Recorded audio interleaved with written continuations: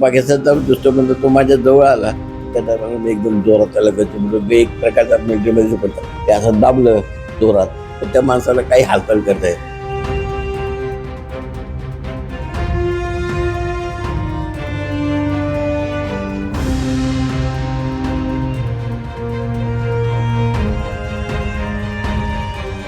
की देशात सगळ्यांना ह्या पिक्चरमुळं प्रेरणा मिळेल असा असा हा पिक्चर होता. 1944 साली सांगली जिल्ह्यातल्या ग्रामीण भागात जन्म झाला. शालेय जीवनात खेळावरती निस्सीम प्रेम जडलं. यांनी याच प्रेमापोटी लष्करात सुद्धा भरती झाले आणि खेळातून देशासाठी अनेक पदही मिळवली. मात्र 1965 साली पाकिस्तानसोबत झालेल्या युद्धात 9 गोळ्या अंगावरतीही झेलल्या. एक गोळी आजही शरीरामध्ये कायम आहे. पुढे ते 2 वर्ष कोमात सुद्धा होते. मात्र यातून खचले नाहीत. पुढे त्यांनी पॅरा ऑलिम्पिक स्पर्धेत भाग घेतला आणि जलतरण या स्पर्धेमध्ये भारतासाठी पहिलं गोल्ड मेडल सुद्धा मिळवलं. ही कहाणी तुम्हाला एक रहस्यमय वाटेल, परंतु ही सत्य कहाणी आहे. याच सत्य कथेवरती आता चंदू चॅम्पियन ह्या चित्रपटाची निर्मिती सुद्धा झालेली आहे आणि याच चित्रपटाचे खरे रिअल हिरो आत्ता आपल्यासोबत आहेत पद्मश्री मुरलीकांत पेटकर सर. सर, खरं तर हा चित्रपट तुमच्या सगळ्या जीवनावरती आधारित निर्माण झालेला आहे. सुरुवातीला चित्रपट तयार झाल्यानंतर बघितल्यानंतर काय नेमक्या भावना होत्या? एका भागाचं मी म्हणजे खेड्यात असल्यामुळं मला हे पिक्चरबरोबर आणि पिक्चर बघण्याचा एवढा काही इंटरेस्ट नव्हता, माहिती नव्हतं आणि माझ्यावरच पिक्चर होईल असं पाहिजे. पण माझ्यावरच पिक्चर झालं हे कबीर खान आणि कादिरवाला या दोघांनी हा पिक्चर काढला आणि मला बनल्यानंतर दाखवलं तर त्यांनी मी बघितलं माझं पण समाधान झालं की देशात सगळ्यांना ह्या पिक्चरमुळं प्रेरणा मिळेल असा असा हा पिक्चर होता. मला स्वतःला पसंत पडला आणि हा पिक्चर लोकांनी बघावा आणि बघितलेल्या लोकांना कसा वाटला तो मला कळवा. सर, खरं तर आता पिक्चर तयार झालाय, परंतु ह्या पिक्चर तयार होण्याचा जो सगळा प्रवास आहे तो नेमका कसा आहे? पहिली भेट नेमकी कधी घडली आणि कोण तुमच्याकडे आलं होतं आणि त्यांनी तुम्हाला सुरुवातीला काय सांगितलं पिक्चर बनवण्याबद्दल आणि तो प्रसंग नेमका काय होता, चर्चा काय झाली होती? ज्यावेळेला मी वर्ल्ड रेकॉर्ड करून वगैरे आलो सगळं हे झालं तर सुशांत ज्याने माझी फिल्म आधी बनवली पीटीओ साहेब पण तो त्यांनी फाशी लावून घेतल्यामुळं तो माझा पिक्चर रद्द झाला होता. रद्द झाल्यानंतर मग काय एवढं विषय म्हणजे आम्हाला काय त्या पिक्चर ह्याची त्याची पब्लिसिटी मी पहिल्यापासून इंटरेस्ट नव्हतो. तर हे झालं एक दिवशी काय झालं कबीर खान साहेब त्यांच्या टीमबरोबर माझ्याकडे आले आणि त्यांनी सांगितले की मला तुमच्याशी थोडंसं बोलायचं आहे. अचानक एकदम आणि ते बोलल्यानंतर म्हणा तुझ्यावर एक मला फिल्म काढायची आहे तर त्याबद्दल मला तुझी कहाणी ऐकायची आहे. तर त्यांनी इथंच बसलो या ठिकाणी कबीर खान साहेबांनी माझी एंट्री माझी लाईफ हिस्टरी तुझी ऐकली. ते म्हणाले चला मी तुझ्याबद्दल एक चांगला जगापुढं तुझी माहिती आणि जगापुढे येऊन लोकांना प्रेरणा दिला असा मी पिक्चर बनवतो तुमची मला परवानगी. ठीक आहे बोलू. तर मला पैशाबद्दल किंवा मला हे द्या मला ते द्या असं मी त्यांना काय पाहिलं. त्यांनी पण देण्याबद्दल काय बोललं नाही.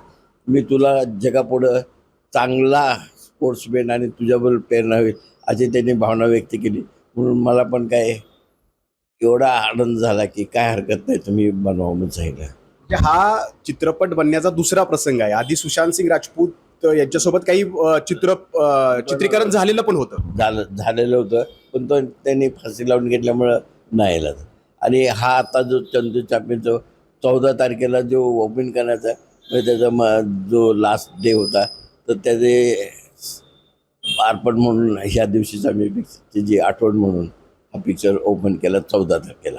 म्हणजे तुमच्या जीवनात जे अनेक प्रसंग घडलेले आहेत, अनेकदा तुमच्यावरती वेगवेगळे संकट आलेली आहेत, तसं संकट चित्रपट बनताना सुद्धा म्हणजे आलं होतं तुमच्यावर? म्हणजे मी संकट असं काय म्हणजे मी अनुभव असा काय नाही संकट असं विचार काही केला नाही. आता विचारा गेला हेच मनात खूप वाईट वाटलं की तो चांगला आणि यंग माणूस, म्हणजे जसं माझी बॉडी वगैरे पहिली होती, दिसायला पण माझा चेहरा माझ्यासारखाच होता. म्हणताना मला आपलं बरं वाटलं होतं. आणि नंतर काय, हे दुसरे शाहरुख खान, हे सगळे मोठे मोठे ॲक्टर वगैरे, पण ते कसं वयाने मोठे आणि सगळं हे दाखवणार म्हणताना मला ते पटलं होतं. आणि जे माझा अर्जुन पेटकर आणि त्याच्यावर सपकाळ आणि असे 5-6 दोन मित्र आहे. तर ते माझे कमिटी म्हणून काय काय, पण त्या लोकांना कबीर खान आणि सरदार हे पिक्चर बनवलं, त्याला समाधान झालं. मग ॲग्रीमेंट वगैरे काय नाही, तुम्ही करा, तुम्ही दुसरे नाही. आतासुद्धा ते मला लहान नाही, म्हणजे भावासारखं मानून माझं त्यांनी हे केलेलं आहे. परंतु आता चित्रपटाची निर्मिती झालेली आहे, तो प्रदर्शित सुद्धा झालेला आहे. असा कोणता सीन आहे त्यातला जो तुम्ही पिक्चर पाहिल्यानंतर तुम्हाला खूप भावला? काय खूप भावला तुम्हाला असा कोणता क्षण आहे या चित्रपटातला? जे मी लास्टला जो सीन होता, आपल्या देशाचा झेंडा, जसं सिल्वर मेडलचा ज्या कंट्रीचा दुसरा नंबर आला आहे त्याचा झेंडा, ब्रॉन्झ मेडल ज्यांनी तांब्याचं पदक घेतले त्याचा झेंडा, आणि ऑलिम्पिकचा गोल्ड मेडल मिळवणं ते सगळ्यात वरती झेंडा. हा झेंडा बघू, आपला झेंडा आहे भारताचा, उंच चालला आहे, त्याच्यामुळे दुसरा तसं हे चाललं, हे बघून मला सगळ्यात जास्त आनंदाने हे झालं. खरं तर शालेय जीवनापासूनच तुम्हाला वेगवेगळ्या पद्धतीनं हिणवलं जात होतं. आज ते प्रसंग चित्रपटामध्ये साकारण्यात आलेले आहेत. आज त्या सगळ्यांचे तुम्हाला फोन येत आहेत का, त्या मित्रांचे ज्यांनी तुम्हाला त्यावेळेला हिणवलेलं होतं? नाही, इनोव्हेटिव्ह म्हणजे काय, शाळेत माझ्याबरोबरचे मुलं त्या टायमाचे आता जास्तीत जास्त कमी मुलं आहेत, 1-2-3, तर ते 1-2-3 फोन आला होता, ते माझ्या इस्लामपूर. आणि दुसरी गोष्ट म्हणजे, आज तुम्ही माझ्या इंटरव्ह्यूत आहे, माझ्या इस्लामपूरला आत्तापर्यंत काहीच माहिती नव्हतं. परवा दिवशी शुक्रवारी माझा चंदू चॅम्पियन हा माझ्या इस्लामपुरात पिक्चर आहे. लोकांनी बघितलं तर त्या लोकांना सगळ्यांना आठवण करून ते माझी आहे. आता फोन करायला काय, मुरली बरं आहे का, म्हणजे त्या टायमाला चंदू असताना मुरली मुरली मुरली मुरली करून त्या टायमाला चिडवत होते. त्या मित्रांचा फोन आला, अरे मुरली आता खरोखरच तू चॅम्पियन बनला, असा फोन येतो. आणि खरं तर अनेकांच्या समोर वेगवेगळी संकटं येत असतात आणि त्या संकटाला सामोरं जात असताना सगळेजण खच्ची होतात. 1965 सालचा तो तुमच्यासोबतचा एक प्रसंग पाकिस्तानच्या युद्धाबरोबर झालं होतं. 9 गोळ्या तुमच्या शरीरावरती तुम्ही झेलल्या होत्या. आजही त्यातली एक गोळी तुमच्या शरीरात आहे. त्याच्यानंतर 2 वर्ष तुम्ही कोम्यात होता, परंतु तिथं खचले नाही, तुम्ही पॅराऑलिम्पिकमध्ये उतरले. ही जी प्रेरणा आहे, हे जे तुमच्यातली ऊर्जा आहे, ती नेमकी कुठून आली तुमच्या मनामध्ये, आणि तुम्ही याबद्दल जे अनेक जण खच्ची होतात त्यांना काय संदेश देतात? बघा, हे जे मला ॲक्च्युली जे प्रोत्साहन दिलं आहे पॅराऑलिम्पिकला गोल्ड मेडल पवायला वगैरे, ते माझ्या कोच आहेत ना, तर त्यांनी सांगितलं माशाला सुद्धा पाय नसतात, ते पोहतं, पण तुला काय झालं? आणि डॉक्टर लोकांनी मला सांगितलं होतं की तू जर स्विमिंग केलं तर तुझे पाय ठीक होतील. आणि कोच खरी ॲक्च्युली प्रेरणा मला दिली ती माझ्या कोच त्यांनी दिली, की जे तुम्ही पाण्यात हँडिकॅपचे स्पोर्ट्स आता, हे पहिलं मला काही माहिती होतं, पण त्यांनी हे वाचून मला हे सांगितलं. परंतु ज्या वेळेला तुम्ही शुद्धीवरती आले गोळ्या लागल्यानंतर 2 वर्षांनी, त्यावेळेला तुमच्या समोर जो काही प्रसंग यामध्ये दाखवलेला आहे, त्यावेळेलाही तुम्हाला असंच वाटलं का 2 वर्षानंतरही तुम्ही युद्धभूमीतच आहात? कारण तुम्ही जी व्यक्ती तुमच्याकडे आली होती त्याचा तुम्ही गचुंडी धरलेली होती. ऐका, काय झालं होतं माहिती आहे का, मला ज्यावेळेला पाकिस्तानच्या लढाईमध्ये गोळ्या लागून माझ्या पाठीवरनं टँकर गेला, ते गेल्यानंतर मला वजं असं सहन आणि मी सेंटरला माझ्या पाठीवर गेले, तर त्या टायमाला आई करू मी बेहोश झालो. त्यानंतर मला काय माहिती, 2 वर्षाच्या नंतर मिलिटरी हॉस्पिटल तुम्ही बघितलं असेल, 10-12 खाटा सगळं लाईनीमध्ये, असं एका बेडवर मी होतो. आणि इन्स्पेक्शनसाठी मोठे जनरल वगैरे सगळे आले होते, तर त्या टायमाला मी पण तिथं बेडवर होतो. कारण मिलिटरीमध्ये काय, सगळे इन्स्पेक्शनला, मग हवालदार असो, शिपाई, ते हॉस्पिटलमध्ये सगळे पेशंट असे लाईन लागले. आणि इन्स्पेक्शनला मोठे साहेब येणार म्हणतात, सगळ्यांनी सगळ्यांचे बेडशीट वगैरे टाईट करा, ठीक करा, बेड ठीक करा, असं सफाई होत आहे. तर त्या टायमाला काय झालं, गडबडीमध्ये ते माझे जे नर्सिंग असिस्टंट बेड वगैरे ठीक करतात, तर ते असे माझी थोडी चादरवरती, आणि त्यांचा एकदम आवाज आला, ते बॅलन्स म्हणून हे तर त्या टायमाला मी खाली पडलो तर मला डोक्याला परत जखम झाली, म्हणजे कोशात मार लागला होता, कारण बेडवरून आता बसूनच पडलो होतो खाली. ते तुम्हाला दाखवलं इथं दुसऱ्या पडल्यानंतर काय बघतो तर डोळे उघडले, तर पहिला एकदम मी कुठं पडलो होतो की माझ्या पाठीवरनं टँक जात होता आणि मला मारलं होतं. तो सीन माझ्या आठवण आहे. आणि परत इकडं असा थोडंसं उठून फिरून बघतो तर एक ऑफिसर 7-8 माणसं बरोबर असं येत होते, कारण ते ॲक्च्युली एक इन्स्पेक्शन. पण मला काय वाटलं की मी पाकिस्तानच्या बॉर्डरमध्येच आहे आणि मला कैद केलेलं आहे, आणि मिलिटरीचं काय, एक को मारो फिर बाद में मरो. अरे ह्या त्याला हे पाकिस्तान, मला तर आता पाकिस्तानमध्ये हे केलेले दिसतंय, आणि हा ऑफिसर वगैरे हा दिसतोय पाकिस्तानचा दिसतोय. तो पाकिस्तानचा दिसतो म्हणतो, तो माझ्या जवळ आला. त्या टायमाला मी एकदम जोरात त्याला गच्ची म्हणलो, मी एक प्रकारचा मिलिटरीमध्ये पडतात हे असं दाबलं जोरात, तर त्या माणसाला काही हालचाल करता येत. तुम्ही जसं दाबल तसं त्याला त्रास होतो. आणि त्याचे असिस्टंट म्हणजे बरोबर माणसं होते, ते मला लागले मारायला. आम्ही कमांडिंग को छोड दो, ऑफिसरला सोडा. मी म्हणलं नाही, आप आय कार्ड बताओ. म्हणजे जोपर्यंत माणसाची ओळख पत्र नाही तर तो ओळख नाही, असं पूर्वी शिकवलं होतं. तर त्याप्रमाणे तिथं तुम्ही ते आय कार्ड त्यांना मागितलं. त्या लोकांना आय कार्ड 10-12 लोक होते, कुणाकडे आहे त्या स्वतः त्या साहेबाकडे पण नव्हतं आपलं इंडियन आर्मी. तर पास आहे, तर तेवढ्यात एक नर्स आली. तर नर्सला विचारलं, नर्स मैं कहाँ पर आप बताओ, मैं कहाँ पर बताओ. आणि त्याला दाबायचं आणि ते लोक सुद्धा मला मारायचे असं सारखं हे करत असतात. तेवढा सुंदर साहेब नर्सच्या इथं बैल इंडियन आहे, तर तरी पण डाऊट विचारलं, सिस्टर मैं किधर हूँ. तिनं सांगितलं घाबर, कारण तिथं दंगा चालला होता, सारखं मारतात साहेबाला मारतात, एक ती पण घाबरली. तर ते म्हणले, आप इंडियन इंडिया इंडियाच्या हॉस्पिटलमध्येच आहे, औदंबूर दिल्ली या हॉस्पिटलमध्येच आहे, आणि तुम्हाला ट्रीटमेंट आहे. आणि हे तुम्ही ज्यांना पकडले ते इंडियाचे ऑफिसर आहेत, त्याचं सोडा दैवट. फिर आपका कार्ड आपके पास कार्ड आहे काय. तर सिस्टर ते म्हणजे माझ्याजवळ तर घेऊन ये. त्या बाईंनी मला आय कार्ड आयडेंटिटी त्यांची मला पटली. त्यानंतर त्या साहेबांना मी सोडलो. ते लोक सगळे जोरात मारायला लागल्यानंतर मी हे करून तेवढं त्या करण्याच्या जनरल साहेबांच्या मनात काय आलं, चलो इसको कोई नहीं मारेगा. आणि नंतर मग शांतमुळे मला विचारलं, तुला काय काय झालं, तू मला का पकडलं असं विचारलं. तर मी खरी स्टोरी सांगितली की मी ज्यावेळेला गोळी वगैरे बाजार माझ्या पाठीवर टाकून मला होश गेला होता.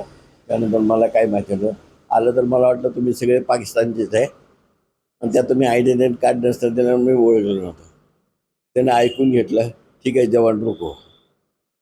आणि मग त्यांनी काय केलं, गव्हर्मेंट ऑफ इंडियाला सांगितलं की इंडियन आर्मी आणि या सगळ्यांना आय कार्ड द्यावं. आता जे नेम प्लेट लावताना तर त्याच्या पाठी मग आर्मी पूर्वी, आज 25 वर्षापूर्वी तुम्ही ऐकले की आय डी कार्ड, तर आता तुम्ही सुद्धा आलाय तर तुम्हाला नेम प्लेट आहे का नाही. तर त्या इंडियन आर्मीमध्ये पहिलं आय कार्ड नव्हतं, तर तेव्हापासून त्या ह्या प्रसंगापासून आय कार्ड चालू आहे. म्हणजे ते तुमच्यासोबत घडलेल्या प्रसंगामुळं आता ते आय कार्ड आणि आपल्या भारताचा तिरंगा सुद्धा इथं लावला जातो. नाही, नेम प्लेट ही माझी चालू Name plate आहे. वरती. जी नेम प्लेट आहे त्याच्या पाठीमागं लिहिलं MRP मुरलीधर राजाराम पेटकर. हा जगात आयडेंटिटी कार्ड. आता तुम्ही सुद्धा म्हणजे शिवलिंग वगैरे सगळे नेम प्लेट, ही नेम प्लेट माझ्यापासून भारतात चालू आहे. तर तुमच्या लहानपणीपासून म्हणजे जन्मापासून ते अगदी म्हणजे असं म्हणता येईल की मुरलीकांत पेटकर ते चंदू चॅम्पियन हा जो प्रसंग आहे तो सगळा या चित्रपटामध्ये साकारलेला आहे. परंतु कार्तिक आर्यननं जी भूमिका तुमची साकारलेली आहे त्याला तुम्ही ज्यावेळेला सगळा चित्रपट बघितला त्यावेळेला तुम्हाला वाटलं की अतिशय योग्यरित्या त्यांनी मुरलीकांत पेटकर साकारले. हा बरोबर एकदम जिथल्या तिथे केलेलं. कारण त्याला एक माझं जे आहे त्या स्विमिंगमध्ये दाखवतं, हे जे बाजू आहेत ना, त्या बाजू पिस्टनसारखे चालतात, त्या कशा चालतात ते आयडिया बालड होती.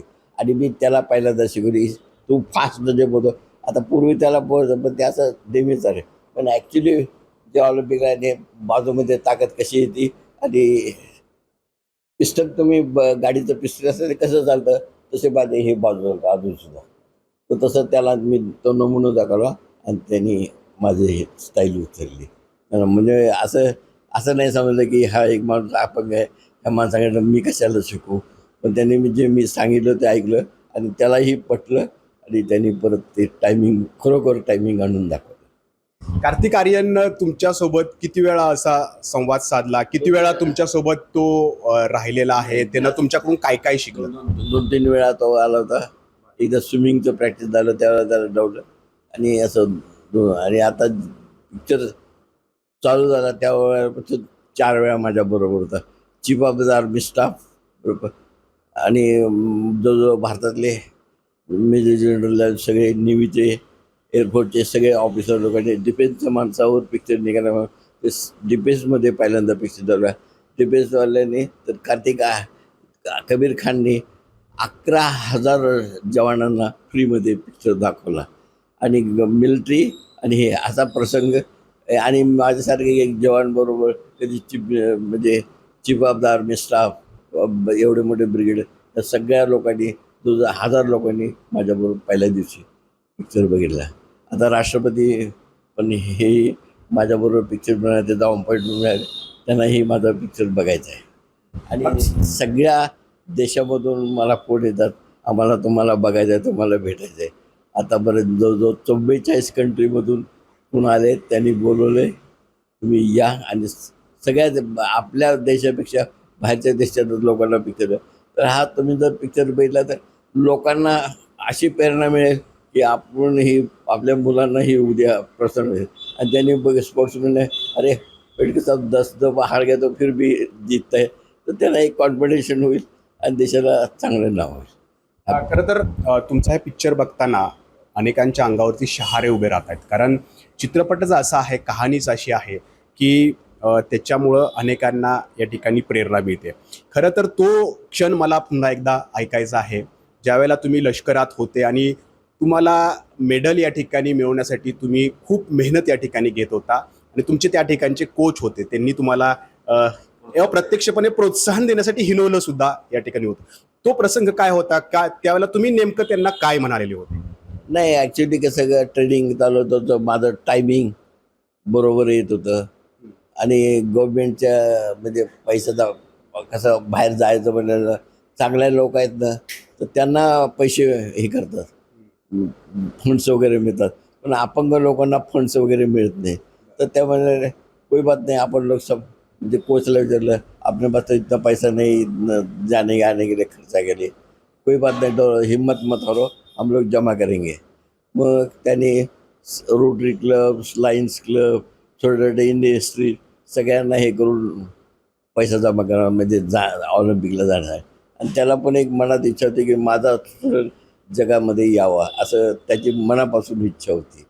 आणि त्यांनी छोटे छोटे माणसांना एक मजुराकडून पण 1 रुपया आटाने सुद्धा डोनेशन दिलं. असे डोनेशन